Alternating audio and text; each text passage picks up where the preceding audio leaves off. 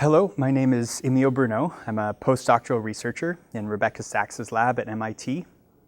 I come to this research in the Brain and Cognitive Sciences department from my deep interest in conflict resolution efforts around the world. My feeling is that there's a great gap in these efforts because there's very little evaluation of whether they work or not. And this is in large part not their fault. They don't really have the tools to measure the changes that they're going for. I feel like this lies in our hands as psychologists and cognitive neuroscientists, that one goal of our field should be to develop tools that enable them to evaluate the effectiveness of their programs. So one very common intervention that conflict resolution programs have is perspective taking. The idea of perspective taking is that you have a member of one group take the perspective of the member of another group, and that this will help bring understanding for the other side's views and beliefs. Our hypothesis in our research was that this would actually be helpful, but selectively for members of the empowered group. That is, members of the empowered group, if they took the perspective of members of the disempowered group, it might improve their attitudes towards that group. We didn't think this would be effective for members of the disempowered group. Members of the disempowered group, by virtue of being disempowered, are exposed more to the empowered group members' perspective. They also might not have the same psychological needs.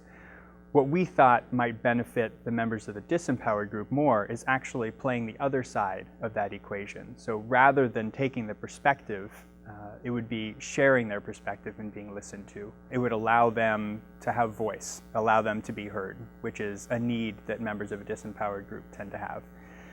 We examined this experimentally in the context both of the Israeli-Palestinian conflict in the Middle East and also in terms of a very different conflict here in the United States between immigrants and non-immigrants in Arizona. And in both of these cases, we found that this hypothesis was true, that for people of the empowered group, that was Israelis in the Middle East and white Americans in the US, being able to take the perspective of the members of the other group improved attitudes towards that group as a whole.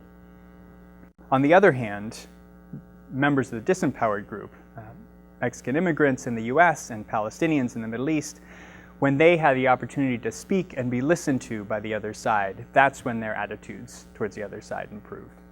So from here, I am collaborating with a number of conflict resolution organizations. SOLIA is one. They try to organize online dialogues between American and European students and students in the Arab and non-Arab Muslim worlds.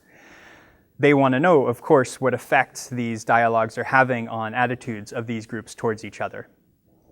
So we're developing, again, both the measures that allow us to measure what types of things are changing, and also trying to tweak the interventions to see what effect that has on attitudes and beliefs towards the other group.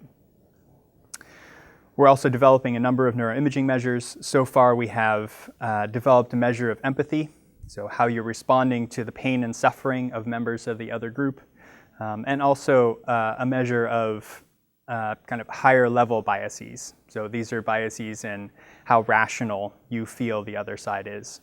So our hope is that we can get a neural signature of open-mindedness towards the other side and a neural signature of empathy towards the other side that can allow us then to evaluate the effectiveness of these programs. If we can image somebody both before and after some kind of intervention, then we might be able to see the neural signature of a change in how they're thinking about the other group that might predict some very positive behavioral outcomes from there.